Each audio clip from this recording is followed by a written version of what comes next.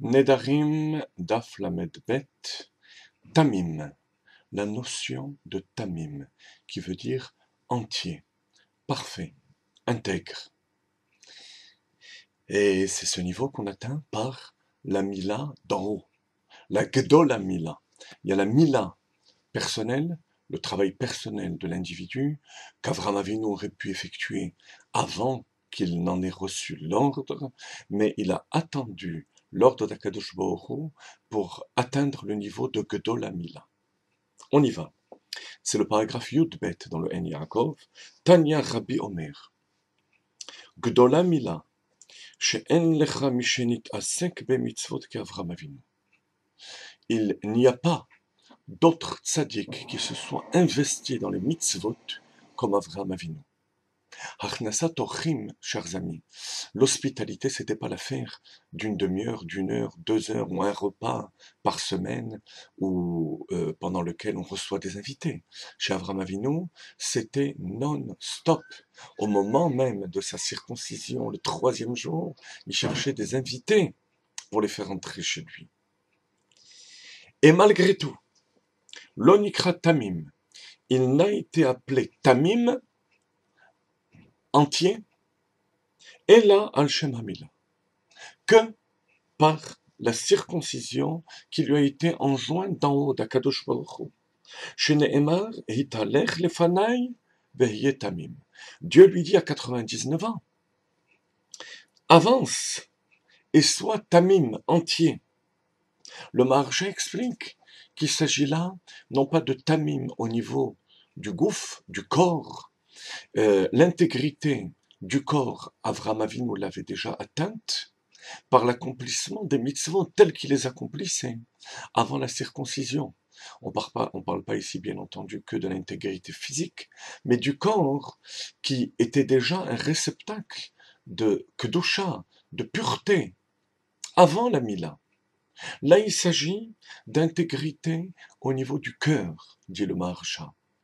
Cette mimut alev, cette intégrité au niveau du cœur, on ne peut l'atteindre que par la Mila, d'en haut.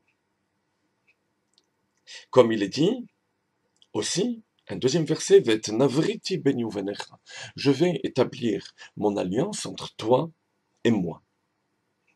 Deuxième passage, vous allez voir qu'il y a une analogie entre les deux passages, d'avar gedola mila, sheshkula keneged kol hamitzvot.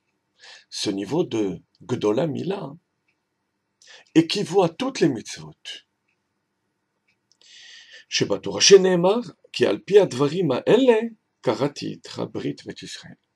על פי הדברים האלה, ce sont toutes les mitzvot, j'ai conclu l'alliance, cette alliance équivaut à toutes les mitzvot. Pourquoi, dit le Maharsha? Parce que, avant la Mila, toutes les mitzvot d'Avraham Avinu n'avaient pas la même dimension.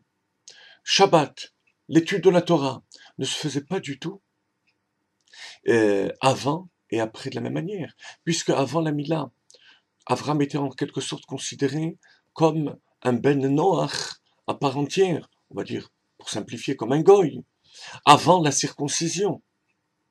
Donc il n'est pas le droit d'étudier la Torah, il n'est pas le droit de faire Shabbat.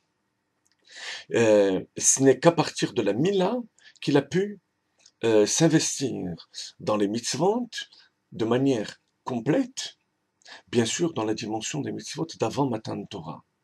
Alors quelle est l'analogie entre les deux parties? Écoutez bien, chers amis, le Ben Ish Chai, le Maharal de Prague, explique que Tamim, c'est Tav Maïm. Tav, que signifie Tav? D'abord en hébreu, Tav, c'est un signe, une étiquette, un signe, donc la Brit Mila. Mais pourquoi la lettre Tav? Parce que la lettre Tav est la dernière lettre de l'alphabet. Ça se rapporte au dévoilement de la vie divine, de la Kedusha, qui atteint les limites de cette Kedusha. C'est-à-dire que s'il n'y a pas de protection, eh ben, cette vie s'épanche dans la Klippa, dans les forces du mal. Donc à ce niveau-là, on a besoin d'une protection. C'est cette protection, comme Magen Avraham, le bouclier d'Avraham, qu'Akadosh Baruch Hu va donner à Avraham Avinu par la Mila. Tav Maïm. Maïm, qu'est-ce que c'est Maïm? Maïm, c'est le, la suite, bien sûr, du mot Mila, vous l'avez compris. On a Tamim, Tav, et ensuite Maïm, Mem, Yud, Mem. Maïm, c'est l'eau. Qu'est-ce que l'eau? Le symbole du chesed. Zechor av hanimshach acharecha kamaim. Rappelle-toi du Père qui est venu vers toi comme l'eau. L'eau avec amour, avec chesed. Parce que l'amour et la bonté, c'est ce qui fluidifie les relations avec les hommes, avec Akadosh Baruch Hu. C'est pour ça que c'est comparé à l'eau. Mais cette eau-là peut être dangereuse. Lorsqu'elle n'est pas limitée par le Magen Avraham, le bouclier d'Avraham, qui va arrêter la hashpa, la vie, au Tav, alors c'est dangereux. Ça va donner Ishmaël. Trop d'ouverture d'esprit peut être une preuve de faiblesse. Donc il va y avoir Ta Maïm, Tamim, le Tav qui va, par la force divine, qui va canaliser l'eau d'Avraham Avinu. Et c'est ce qu'on dit dans le deuxième passage. Avant la circoncision, Avraham Avinu ne pouvait pas faire le Shabbat, ne pouvait pas étudier la Torah, parce que c'est de la vie divine qui se serait épanchée dans la Klippa, dans les forces du mal. Donc, il a fallu pour cela la Mila. Chers amis, concrètement, au niveau de notre vie, ça veut dire que toutes les bonnes midot de chesed, de bonté, au niveau spirituel de la Torah, du Shabbat, ne doivent s'installer que dans le monde de la Kedusha. Pour ça, il faut aussi de la rigueur. Cette rigueur qui va faire qu'on va étudier la Torah, les Shem Shamaim, pour accomplir la volonté d'Akadosh Baruch Hu. Le Shabbat, avec le respect des halachot, qui sont nombreuses, et qu'il faut étudier, chers amis, en particulier le Shabbat. Le chesed doit être dicté par la volonté d'Akadosh Baruch Hu, par le din de la Torah. Là est le sens de la Mila.